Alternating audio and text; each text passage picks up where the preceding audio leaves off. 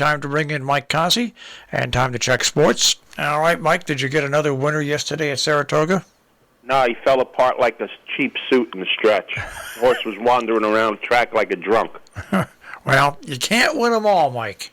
Nope, I know. You've had a pretty good run up there, though, this year, haven't you? Doing fair. Yeah. Not going to blow my horn yet. Still got a lot of races to go.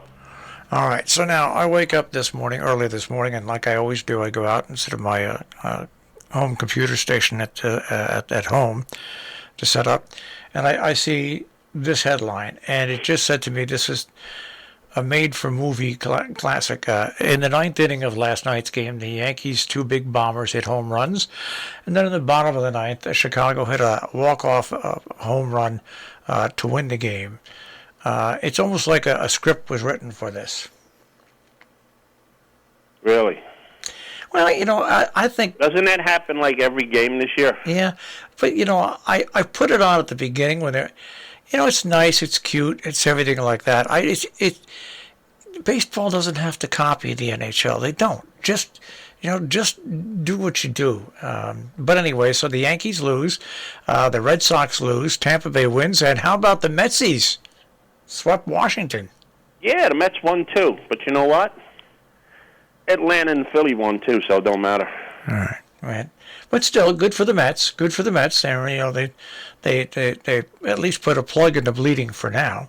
Well, at least Alonso, he bailed himself out for the error he made in the top of the ninth inning, that people don't call errors anymore, and nobody noticed unless you brought it to their attention. There was a one-hop throw to first base that he handled like an ice cube in October. He couldn't catch the ball to save his life, and then he hit a home run later. And once again, like I say, why do you let this guy beat you? Pitch around him. Nobody else on the Mets can hit the floor if they fell out of a chair, never mind a baseball. It's the stupidity in baseball is beyond me. There's only one guy in the Mets that can beat you, and you let him beat you all the time. I don't know.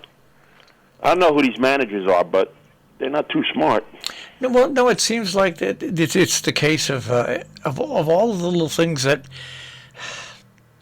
baseball is a game, or it used to be a game, of lots of small things being performed by players at a high level, and it used to be a totally different game. And now It's either throw the ball 100 miles an hour or your launch angle and hit the ball 500 feet.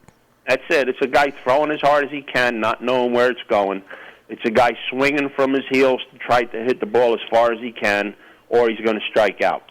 That's it. That's the whole game. There's no extended inning. I was watching the Yankee game last night on and off. I saw a guy bunt into the shift for a base hit, and they acted like it was the greatest thing that ever happened on the face of the earth. Why can't everybody do that? Yeah. That's what everybody would do if a guy named Billy Martin was the manager. Billy Martin wouldn't care if you're hitting 330 and you hit 50 home runs a year. If they're laying down that hole for you to put the ball in, you're going to put the ball in or you're not going to play. It's absolute. Baseball's.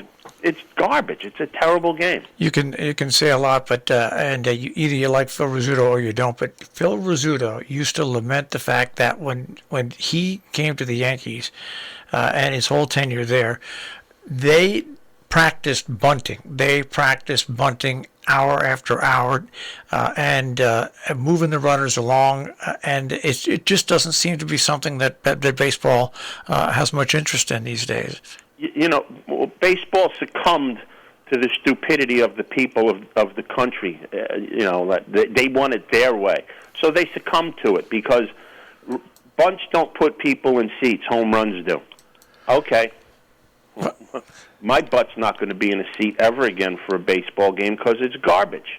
It's not baseball anymore. There's, like we've said a million times, there's no hit and run.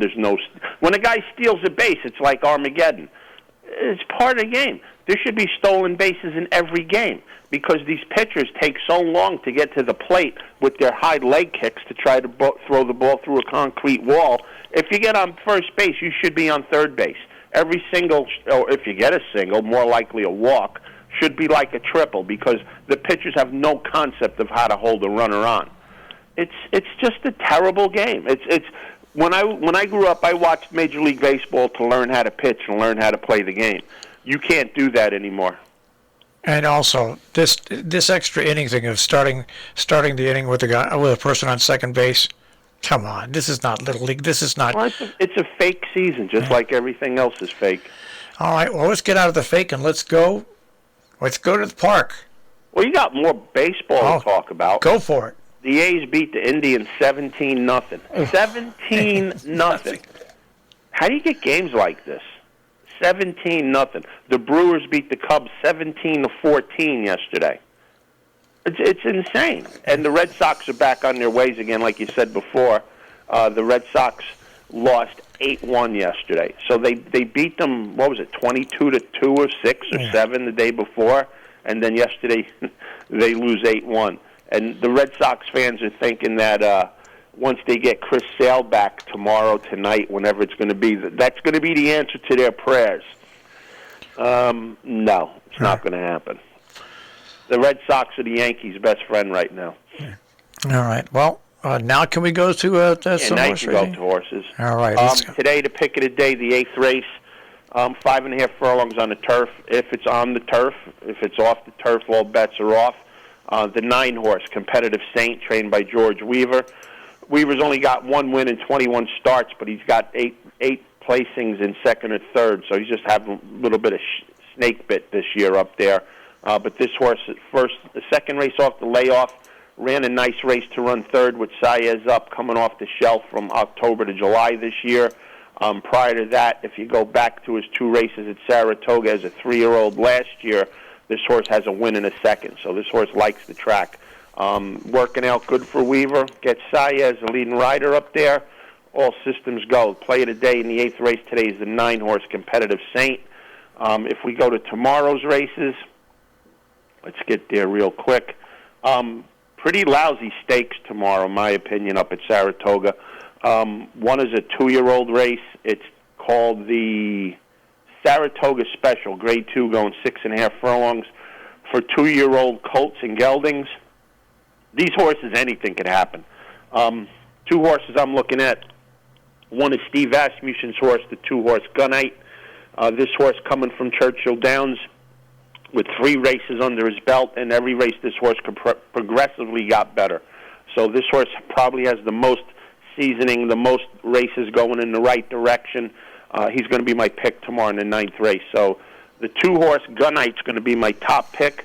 Horse I'm going to use underneath is the 8-horse Dr. Jeff, trained by Rudy Rodriguez, not known for training 2-year-olds, but this horse ran a real nice race first time out, went out to the front and just kept on going, 1 wrapped up, has a couple of nice works at Saratoga, last one being a bullet work on August 8th.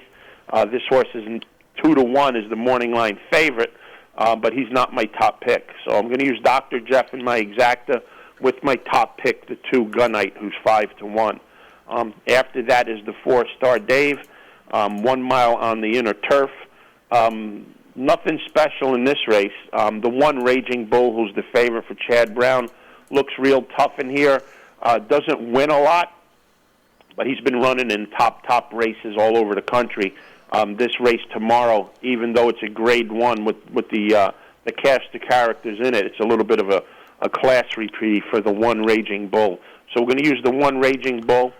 The 4 Casa Creed, that's another mile expert horse here, trained by Billy Mott, coming off of a little bit of a layoff. 2 nice workouts up at Saratoga on the training track. 4-1, we'll use him in here. Alvarado's riding.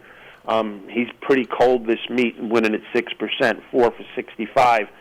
But I think Mott's horse is going to run pretty good. And the other horse we're going to use here is another Chad Brown horse. He probably has about 20 in this 8-horse field. The 8-horse Blowout. This horse has some speed on the front.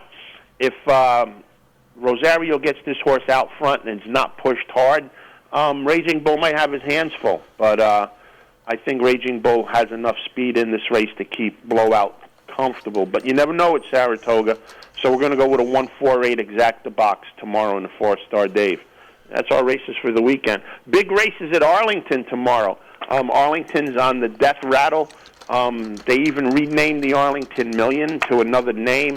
When they start renaming races and bad places like Arlington right now with that, I'm not even going to go for any kind of picks there. But if you're interested, tomorrow is what used to be Arlington Million Day. The fields are not too big like they used to be, 10, 12 deep. Not anymore. Death of a racetrack. Arlington Park's going to be the next one to close.